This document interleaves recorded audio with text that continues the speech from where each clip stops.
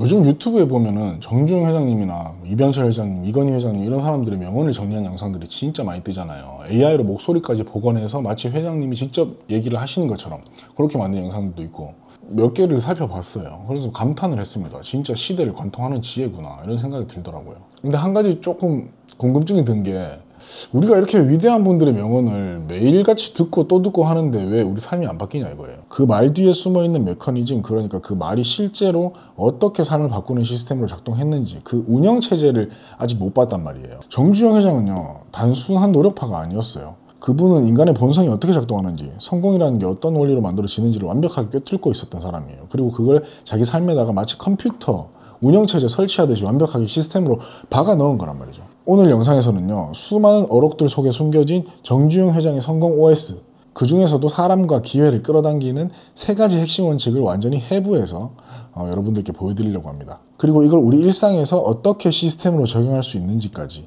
구체적으로 알려드려 보겠습니다. 첫 번째 핵심 OS는요, 바로 반변명의 원칙입니다. 정주영 회장님이 가장 경계했던 게 뭐냐면 바로 할 수 없는 이유를 늘어놓는 거였어요. 직원들이 회의 때 회장님 이건 안 됩니다 이렇게 보고를 올리면 정 회장님은 그 유명한 말 한마디만 딱 하시는 거예요. 이봐, 해보기나 했어? 이 말의 핵심은요, 단순히 밀어붙이라는 게 아니에요. 생각의 초점을 할 수 없는 이유에서 할 수 있는 방법으로 즉시 전환하라는 거란 말이죠. 우리 주변만 봐도 그래요. 대부분의 사람들은 문제가 생기면 어디에다 에너지를 쓰냐면 변명거리를 찾는 데 씁니다. 저도 그렇고. 시간이 없어서요. 경기가 안 좋아서요. 요즘 업계 상황이 어려워서요. 이런 식으로 말이에요. 근데 정주영 회장은 이렇게 봤어요. 변명이라는 건요, 뇌가 작동하기도 전에 문을 닫아버리는 것과 똑같다 이거예요. 생각을 시작도 안 하고 그냥 셧다운 시켜버리는 거죠. 성공하는 사람들이 뭐가 다르냐, 이 사람들은 하지만 대신에 어떻게를 묻습니다. 똑같은 상황을 봐도 실패하는 사람은 하지만 시간이 없는데요 이렇게 말하고, 성공하는 사람은 어떻게 하면 시간을 만들 수 있을까 이렇게 묻는다는 거예요. 이게 왜 중요하냐면 뇌과학적으로 봤을 때 우리 뇌는 질문을 던지면 자동으로 답을 찾으려고 하거든요. 왜 안 돼? 라고 물으면 뇌는 안 되는 이유를 찾아내요. 근데 어떻게 하면 돼? 라고 물으면 뇌는 되게 만드는 방법을 찾기 시작한다는 겁니다. 자, 그러면 이걸 어떻게 시스템으로 만드느냐, 오늘부터 딱 하나만 해보십시오. 우리 입에서 하지만 이라는 말이 튀어나오려고 할 때 그 순간에 즉시 멈추고 어떻게 하면으로 바꿔보는 거예요. 그리고 다이어리나 플래너에 계획을 적을 때도요, 예상되는 어려움을 쓰지 마세요. 그 대신에 그 어려움을 해결할 첫 번째 작은 행동, 요거 하나를 적는 겁니다. 예를 들어서 시간이 되려나 이렇게 생각을 하지 말고 내일 아침 30분 일찍 일어나기, 이렇게 구체적인 행동으로 바꿔서 적는 거죠. 이게 바로 뇌의 초점을 변명이 아닌 해결로 맞추는 훈련입니다. 이 시스템을 매일 반복하면 뇌 구조가 바뀝니다. 그리고 두 번째 OS는요, 성장의 원칙입니다. 끊임없이 배우고 자기 자신을 업데이트하는 거죠. 정주영 회장님이 이런 말을 했어요. 사업에서 가장 무서운 건 실패가 아니라 성공이다. 처음 들으면 무슨 소리야 이게, 이렇게 생각할 수 있는데 이유가 있어요. 성공은요, 사람을 자만하게 만듭니다. 그리고 배움을 멈추게 만들어요. 그래서 내가 예전에는 이랬는데, 라떼는 이랬는데 이 방법이 맞아, 내가 다 해봤어, 이런 말 자주 하시는 분들 계시죠. 미안하지만은 이미 성장이 멈춘 겁니다. 위험 신호란 말이죠. 이 원칙은 또 하나랑 연결이 됩니다. 뭐냐면 실수를 인정하는 용기예요. 자기 실수를 인정 안 하고 남 탓만 하는 사람은요, 배울 기회를 완전히 잃어버리는 겁니다. 근데 반대로 실수를 인정하는 건요, 실패가 아니에요. 신뢰를 얻고 성장하기 위한 첫걸음이란 말이죠. 정주영 회장의 에피소드 중에 이런 게 있어요. 나이가 70이 넘어서도 젊은 직원들한테 끊임없이 배웠대요. 요즘 젊은 사람들은 어떻게 생각하냐, 최신 기술 트렌드가 뭐냐, 이런 거 물어보고 모르면 그 자리에서 노트를 꺼내가지고 적었다는 거예요. 70이 넘은 거물 회장이 20대 신입사원한테 배우는 거 창피하다고 생각 안 했다는 겁니다. 왜냐? 배우지 않으면 죽는다는 걸 알았으니까요. 그러면 이 두 번째 건 또 어떻게 시스템을 만드냐? 우리가 매일 플래너를 쓰면서 하루를 회고하잖아요. 리뷰하는 시간이 있죠. 근데 대부분 사람들이 뭐냐면 오늘 한 일만 체크하고 내일로 미룰 것만 체크하고 끝낸단 말이에요. 근데 이게 아니라 매일 플래너에다가 오늘의 실수 및 개선점, 그리고 새롭게 배운 거, 요 2가지를 기록을 하는 겁니다. 한 줄씩만 적어도 좋고 한 단어만 적어도 돼요. 실수를 객관적으로 인정하고 거기서 뭘 배울지 기록하는 거, 이게 바로 지속적으로 성장하는 시스템이란 말이죠. 이걸 매일 반복하면 1년 뒤에 여러분은 완전히 다른 사람이 됩니다. 자, 마지막 세 번째 OS, 감사의 원칙입니다.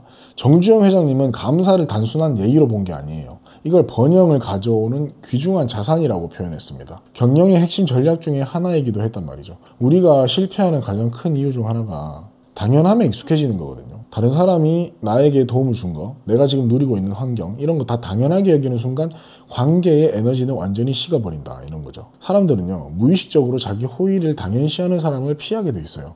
나도 그래요. 그러니까 호의가 계속되면 권리인 줄 안다는 말이 그냥 있는 말이 아니거든요. 이건 정주영 회장님이 한 말은 아닙니다. 뇌가 그렇게 작동을 한다는 거예요. 저 사람한테 뭘 해줘봤자 고마운 줄도 모르네. 이렇게 판단을 하면 더 이상 에너지를 안 쓰는 거죠. 돈도 마찬가지예요. 돈은 사람과의 관계, 신뢰를 통해서 들어오는 거잖아요. 감사를 잊은 사람한테는요, 누구도 기회를 주려고 하지 않아요. 근데 이건 당연한 거죠. 자, 정주영 회장님이 병상에 누워가지고 죽음의 문턱에 딱 섰을 때가 있었어요. 근데 이런 말을 했대요. 숨을 쉴 수 있는 것만으로도 기적이다. 이 마음을 유지하는 게 핵심이라는 거죠. 그럼 이건 또 어떻게 시스템으로 만드느냐? 감사를요, 감정의 영역에만 두지 마세요. 시스템으로 만들어야 됩니다. 매일 저녁에 플래너 정리할 때 오늘 감사했던 일 3가지.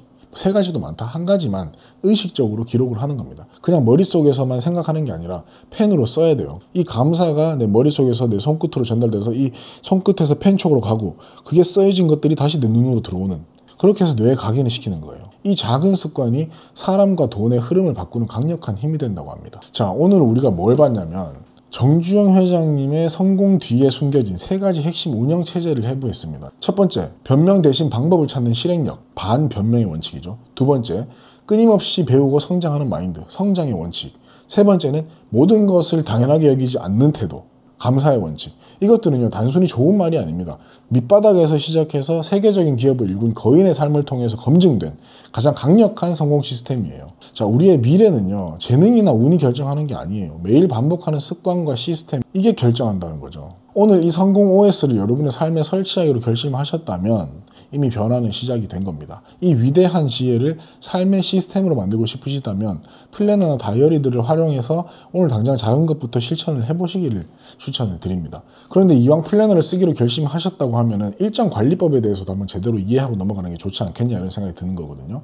정신과 의사들이 ADHD 환자들을 위해서 고안한 일정 관리법이 있습니다. 근데 웃긴 게 뭐냐면 실제로 일반인들한테 더 폭발적인 효과가 있었다는 일정 관리법이 있어요. 이게 뭐냐면 사실 현대인이라면 누구나 ADHD를 어느 정도씩은 겪고 있다는 거거든요. 스마트폰, SNS, 정보 과부하 이런 것들 때문에 말이죠. 그래서 이 일정 관리법을요, 10분 만에 핵심만 딱딱 뽑아가지고 설명드린 영상이 있습니다. 고정 댓글 참고해 주시기 바랍니다. 자, 영상을 여기까지 봐주신 모든 분들이 거인의 어깨 위에서 우리가 더 빠르고 확실하게 성장하시기를 진심으로 응원합니다. 오늘도 영상 봐주셔서 너무너무 감사드립니다. 지금까지 몸자였습니다. 안녕.